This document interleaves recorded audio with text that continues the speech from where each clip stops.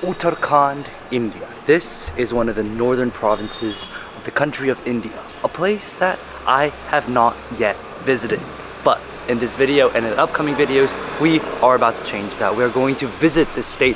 We're going to see what beauty it holds. And literally, you can see all the way over there, the mountains are starting. This is the foothills to the Himalayas. These are the hills that people come to escape the summer heat here in India. And now it's our turn to visit this state.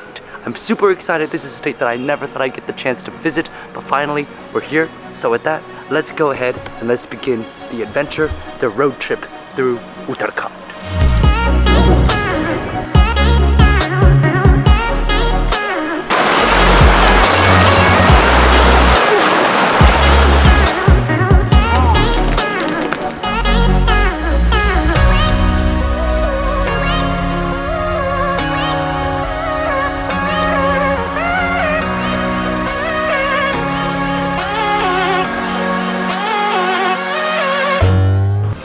Welcome to Rishikesh. We are finally here after a day of driving yesterday from Delhi.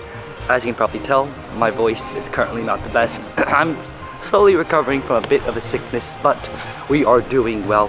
Now Rishikesh is beautiful because it's based right on one of the most beautiful rivers here in India, the Ganges. This is the same river that flows all the way down to Varanasi. Those holy sites are all located along this river, and because it's in the north near Uttarakhand, in the state of Uttarakhand, this is also a place which is almost in the foothills of the Himalayas. You can start feeling like there's fresher air here. It's cleaner, it's different. It's not like the cities of Delhi or Jaipur. It just feels like you're back in nature. So with that, today we're going to be exploring the city of Rishikesh. There's a lot to see here, there's a lot to do here. So let's go ahead and let's begin our exploration of this incredible city in the north of India.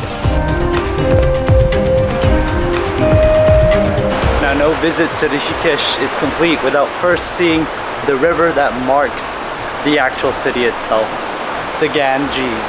Now usually this river is super blue, but today it is brown because we are literally in the middle of the monsoon season.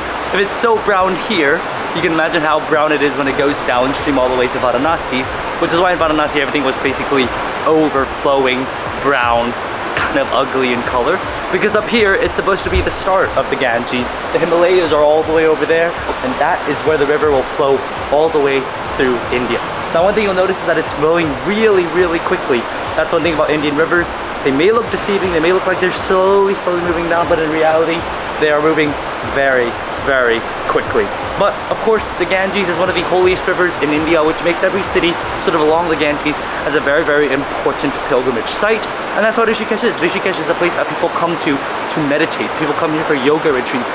And most commonly, they have a lot of ashrams, which we're going to visit. I'll tell you a little more when we go and visit them here in Rishikesh.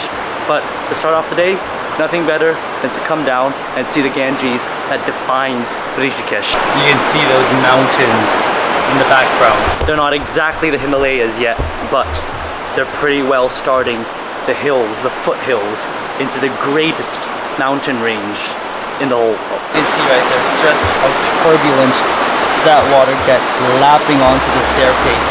I'm fairly certain that there's a lot more actually to that staircase, but because of monsoon season, sort of flooded on, and it would usually be a lot shallower and a lot bluer. But that's what happens when you travel India during this part of the earth.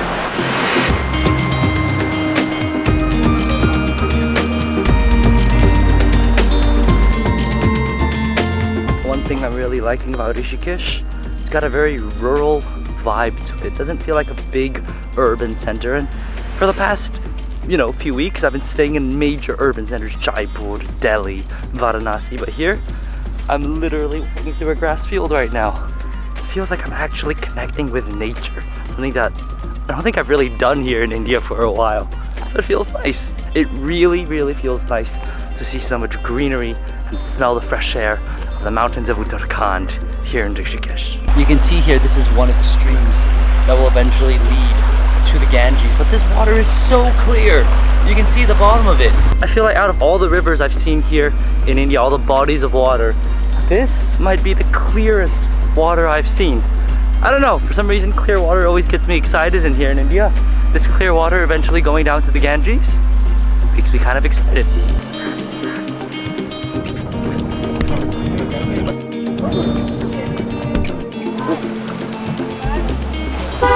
On our off-roading adventure, we've hit a bit of an obstacle. The car has literally gotten stuck. These are the stories you tell in Uttarakhand. This is why you come to Rishikesh, for the adventure of getting your car stuck in the middle of the jungle. Welcome to India. Well, the car situation is fixed. We have actually managed to park the car. And the good thing about Rishikesh is that yes, it's a city and you can see a few temples and things, but you're here to really connect with nature.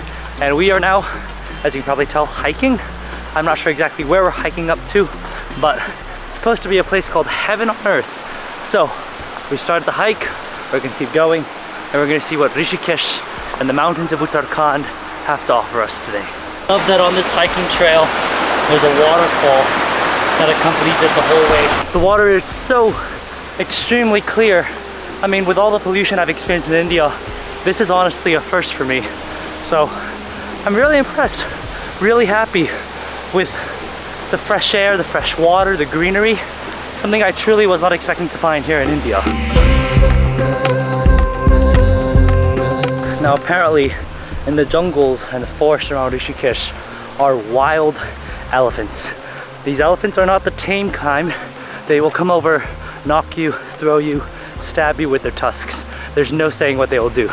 On the one hand, I really want to see an elephant, but on the other hand, I don't know, I'm not sure if I'm willing to risk my life on that. So, you know, something to think about when you're here in Rishikesh. There are tons of wild animals. We'll see if we see any, but likely we're not going to get to.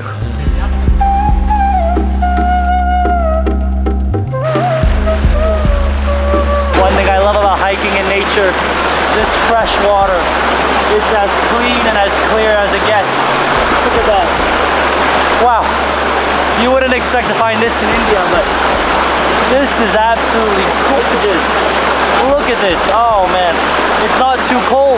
It's not too hot, but it's the perfect refreshing temperature you need to enjoy some fresh water here in Rishikesh.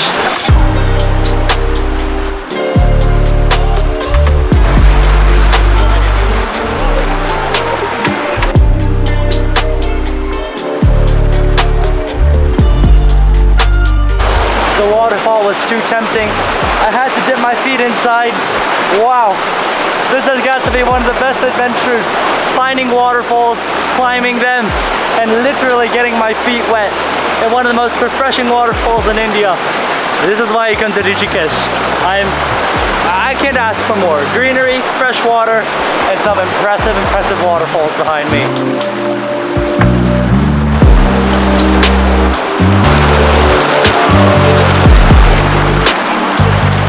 After refreshingly putting my feet inside the water, my feet feel so nice. I actually feel like I can walk 10 more miles after putting it in that refreshing water. This is why I love hiking in nature. You just get so much fresh greenery and water and waterfalls and clean water. Ah, nothing could make my day better than that.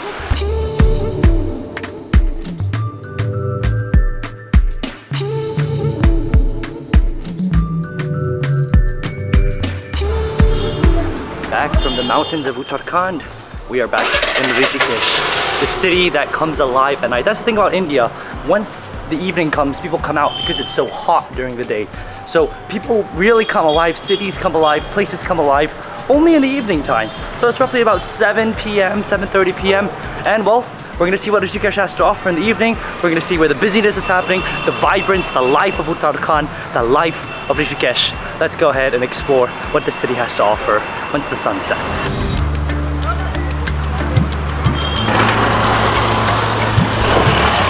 Now, welcome to Janti Bridge. Here in Rishikesh, there are multiple bridges that you can cross to cross the mighty Ganges, the mighty Ganga river.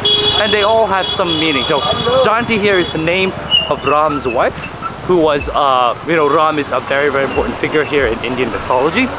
But his official wife's name is Janti, and you can literally see there are the two other bridges that allow you to cross the sides, and they're named after different figures in Indian mythology. So for example, there's another one called Ram, which refers to the other bridge, which is named after Ram. So this is the bridge for his wife, there's another bridge for Ram himself. But you can see tight and how narrow these like little roads are. You can imagine, I mean, today we're on a Thursday, so it's not too packed. But if you come here on a Friday or Saturday, I mean, I don't know how many versions of me could fit within here, but not more than 3, I can tell you that. And in India, you know, with a country of 1 billion people, this place will get very, very packed on the weekend. So my advice, you want to come here, you want to cross this bridge, do it during the weekday, or else you might be cramming for space here. But look at this place, it's the evening time, the lights are on. It has to be one of the most incredible and most breezy and comfortable walks you can have with the flow of the Ganges right beneath your feet. If you stay really, really still, oh, I just felt it. You can feel a little vibration here and there. That's simply just due to the air coming by, blowing the bridge. These are all suspension bridges, so even though they have modern technology, they're not completely immune to these little shifts, these little sort of tremblings that you can feel on the actual bridge. And just like that, we have crossed to the other side to be met by a cow. Look at that cow. But I have to say, it is a pretty stable bridge, a pretty solid bridge. It is a modern bridge, so it's quite safe to walk over. You don't really feel a lot of the shakiness, but in other places you would feel that, especially one of the older bridges that were actually built by the British almost 100 years ago, so that definitely does change things up. Now the water of the Ganges is said to be sacred, and those water bottles right there are used to collect the Ganges water, take back to your home. Look, there's even more people selling these sort of bottles, not for you to drink, it's for you to take back that holy water, that holy Ganges river. And to every part of India that you go back to, that's gonna be like a really, really good thing to bring back. You just literally go scoop it. I think that's how it works.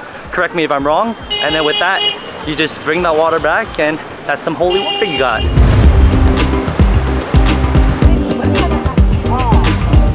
A few days ago, you can see the remnants of the mud is where the water level was. Now the water's gone back a little bit, so we're a bit lucky to have come at a time when the water has sort of receded back into the river.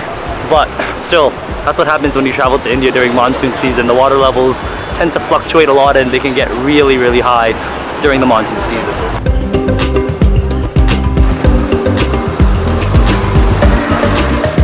And literally, suddenly, out of nowhere, we just come into this market. It's covered. You've got shops on both sides. I can imagine this gets really crowded during the weekend, but today it's not too bad. But wow, everything's open, everything's lively. You've got everything from bags, jewelry, clothes. I mean, this is a nice area to walk around. I'm really enjoying this vibe so far. It just feels so vibrant. It feels like there's things to see, there's things to buy. It's exciting. I'm really liking Rishikesh right now.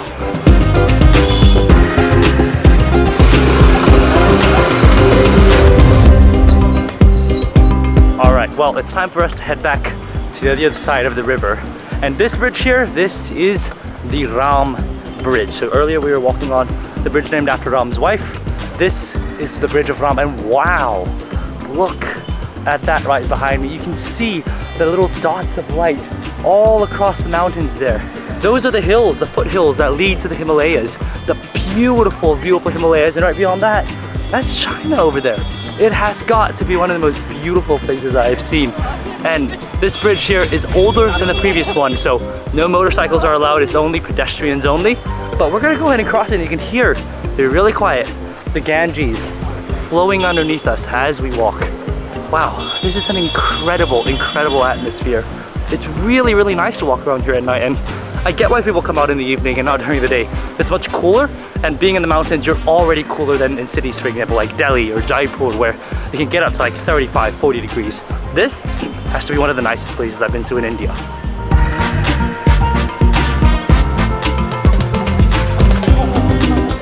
And just like that, we have gone back from the east bank of the Ganges back to the west bank of the Ganges. And again here, it's just the whole walking street. It's just an endless amount of markets and shops and clothing stores and food stops and chai wallas.